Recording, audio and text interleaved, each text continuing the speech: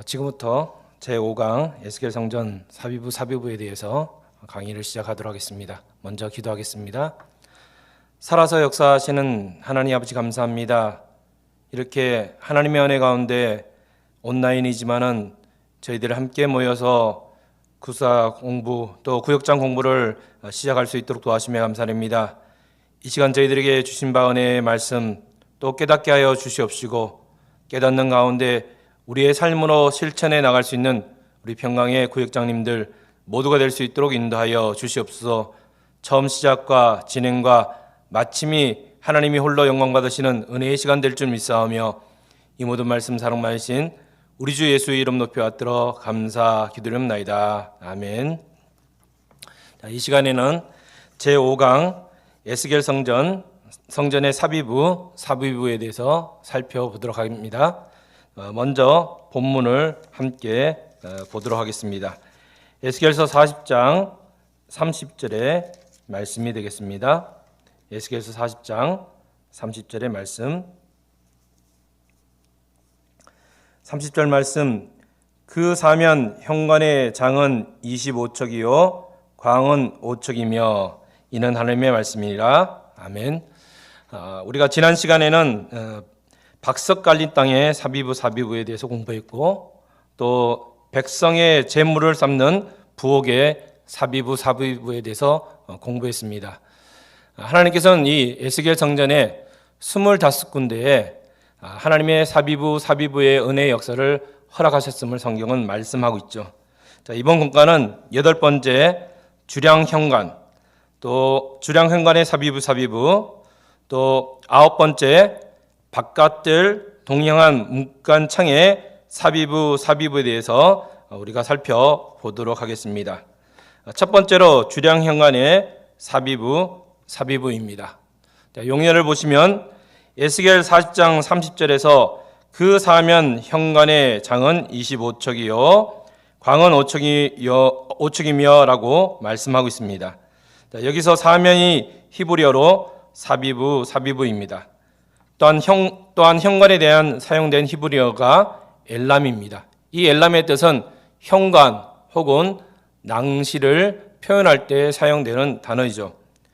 두 번째 보시면 에스겔 40장 30절에 엘라모트를 발견하게 됩니다.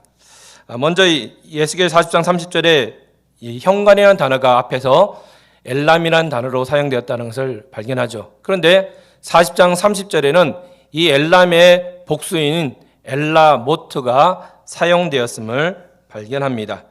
자, 이 엘라모트는 사비부와 연결되어서 안뜰 문갓 바깥에 좌우로 펼쳐진 주량 현관을 말씀합니다.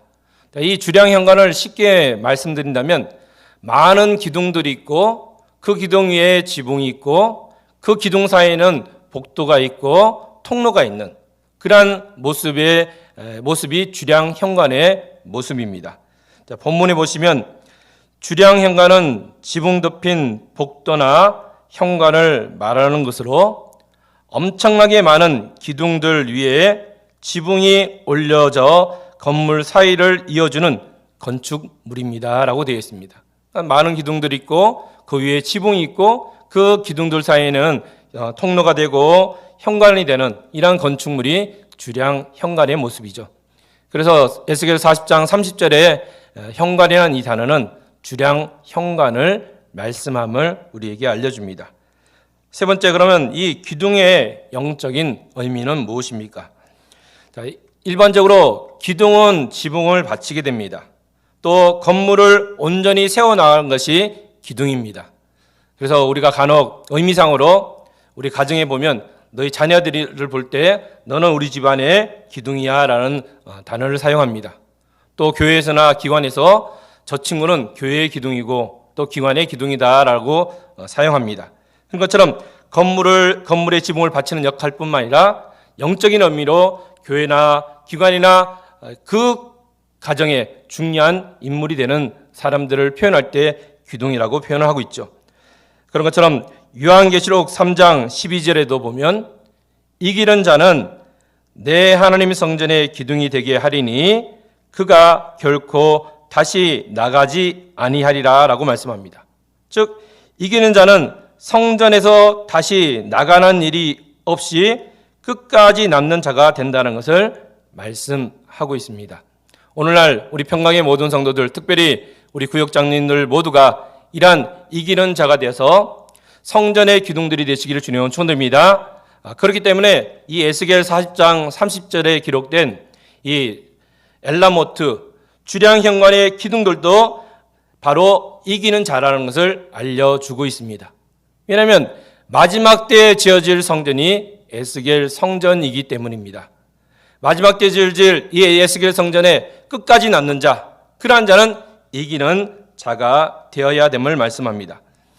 하나님의 사람은 늘 우리에게 이기는 자는 어떠한 자이냐라고 말씀해 준 적이 있죠.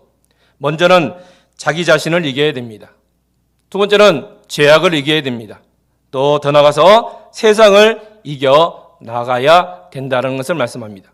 자신을 이기고 또 세상을 이기고 죄악을 이기는 자가 마지막 때 성전의 기둥이 되고 끝까지 남는 자가 된다는 것을 말씀한다면 오늘 구역공과에 함께하는 우리 구역장님들, 우리 구역원 모두가 이러한 마지막 때 성전의 기둥이 되시기를 주님의 이름으로 축원하겠습니다.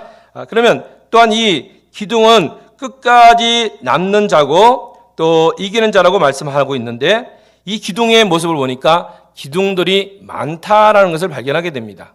기둥들이 많다. 주량 현관에는 기둥들이 많다는 거죠. 그러니까 하나님의 뜻을 위한 일꾼들이 많아야 됨을 말씀합니다. 많을 뿐만 아니라 이 기둥들이 연합해야지만 온전히 성전의 기둥이 세워져 나간다는 거죠. 로마서 8장 28절에도 합력하여 선을 이룬다고 말씀합니다. 전도서에는 삼겹줄은 쉽게 끊어지지 않는다는 말씀이 있죠. 그런 것처럼 우리가 비록 기둥으로서 각자의 기둥으로서 모여 있지만은 연합하여서 하나님의 뜻을 함께 이루어 나아가야 됨을 말씀합니다. 또한 이 주량 현관의 기둥의 모습을 자세히 보면 그 기둥 사이에는 복도가 있고 통로가 있다는 것을 알려주고 있습니다. 이 복도와 통로가 있다는 것은 소통의 창이 있다는 것을 우리에게 알려주고 있죠. 우리가 기둥 같은 역할을 할 때 성도 간에 소통을 하며 또 교회에서 소통하는 그러한 은혜의 역사가 반드시 우리에게 있어야 됨을 말씀하고 있습니다. 오늘 모인 우리 구역장님들이 그러한 사명의 일꾼들 되시기를 부탁드립니다. 그러면 이 기둥들, 주량 현관이라든지 이 성전의 기둥들은 어떻게 세워져 나가느냐? 바로 하나님이 택하셔서 세워져 나간다고 말씀합니다. 23페이지 아랫단을 보시면 사무엘상 2장 8절 하반절에서 땅의 기둥들은 여호와의 것이라 여호와께서 세계를 그 위에 세우셨도다라고 말씀하고 있습니다. 바로 성도들이 하나님의 기둥으로 쓰임 받는 것도 오직 하나님의 주권 가운데 세워져 나아가야 됨을 우리에게 알려주고 있습니다. 오늘 8번째 사비부 주량 현관의 구속 교훈을 통해서 우리가 하나님이 우리를 택하셔서 귀한 기둥으로 세워주셨다면 우리에게 허락하신 기둥의 사명을 온전히 감당할 수 있는 우리 여성교회 구역장님들 모두가 되시기를 부탁드리겠습니다. 큰 두 번째로 바깥들 동양한 문간 창의 사비부입니다. 에스겔 40장 16절에 보면 문지기 방에는 각각 닫힌 창이 있고 라고 말씀하고 있죠. 그리고 문안 좌우편에 있는 벽 사이에도 창이 있고 라고 말씀합니다. 그리고 난데 그 현관도 그러하고 그 창은 안 좌우편으로 버려져 있으며 강문 위에 종려나무를 새겼더라고 말씀하고 있습니다. 여기에 그 현관이라는 의미는 바깥들 동쪽 문간을 가리킵니다. 이 바깥들 동쪽 문간에 창문이 좌우편으로 설치되어 있다는 것을 말씀하고 있죠. 여기 좌우편으로 버려져 있으며 라는 단어가 히브리어로 사비부란 단어입니다. 즉 바깥들 동양한 문간에도 하나님이 둘러 진치고 보호하시는 은혜의 역사가 있다는 것을 우리에게 말씀합니다. 그러면 첫 번째 닫힌 창의 의미는 무엇입니까? 이 닫힌 창은 히브리어로 할로노트, 아투모트로 창이라는 뜻의 할론과 닫다, 막다라는 뜻의 아탐이 함께 쓰여져 있습니다. 닫힌 창은 완전히 막힌 것이 아니라 사람이 몰래 들어오지 못하도록 창살을 붙인 창을 가리킵니다. 왕상 6장 4절에도 기록되어 있죠. 그러면 이 닫힌 창의 기능과 역할은 어떠합니까? 자, 닫힌 창은 외부의 침입을 차단하는 기능이 있습니다. 외부인이 안으로 절대 들어올 수 없도록 창문이 창살로 되어 있어 철저히 보호하게 되어 있다는 것을 말씀합니다. 다시 말해서 사람이나 또 짐승이 통행하지 못하도록, 즉 세상적이고 세속적인 인간적인 것이 침범할 수 없음을 우리에게 알려줍니다. 요한계시록 21장 27절에도 무엇이든지 속된 것이나 가증한 일 또는 거짓말하는 자는 결코 그리로 들어오지 못하되 오직 어린 양의 생명책에 기록된 자들 뿐이니라 라고 계시록 21장 27절과 또 20장 15절과 21장 8절에 말씀하고 있습니다. 즉 바로 외부에 잘못된 것이 들어오지 못하는 그러한 역할을 하고 있음을 발견하게 되죠. 그러면 왜 하나님께서는 이러한 닫힌 창, 사람이나 짐승이 들어오지 못하지만 창살로 된 창을 만들어 놓으셨을까요? 그것은 빛을 받아들이는 창임을 알려주고 있습니다. 열린 창일 뿐만 아니라 빛을 받아들이는 창이 이 바깥들 동양한 문간에 있는 사비부 사비의 축복을 받은 창임을 말씀합니다. 시편 27편 1절에는 다윗은 이러한 고백을 합니다. 여호와는 나의 빛이라는 고백을 하고 있죠. 하나님의 빛, 하나님의 말씀만을 받아들이는 창이 되어야 됨을 말씀합니다. 다니엘서 6장 10절에도 보면 다니엘이 열린 창을 향하여 하나님 앞에 기도했다라고 말씀합니다. 하나님의 말씀을 받아들이는 창이 우리에게 있어야 된다는 것을 말씀하고 있죠. 창세기 6장 16절에도 노아 방주에도 창이 있었다라고 말씀하고 있습니다.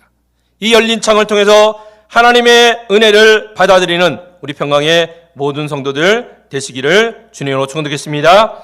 이 창은 잘못된 것은 들어오지 못하게 하는 거예요. 그러나 밝은 빛, 복음의 빛, 구사의 빛, 하나님의 말씀의 빛은 받아들이는 창임을 우리에게 알려주고 있습니다. 더 나아가서 이 창은 벽과 벽 사이에도 창이 있다라고 말씀합니다. 벽과 벽 사이에도 창이 있다.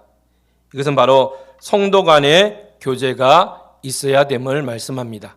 오늘날 우리가 비록 이 온라인이라는 방법을 통해서 서로 간에 만나지만은 이 창을 통해서라도 우리가 성도들과의 교제가 있으시고 더 나아서 속히 대면 예배가 회복되어서 성도 간의 교제가 있고 또 은혜를 나누는 그러한 은혜의 때가 속히 앞당겨질 수 있는 우리 평강의 모든 성도들 되기를 주님의 이름으로 부탁드리겠습니다.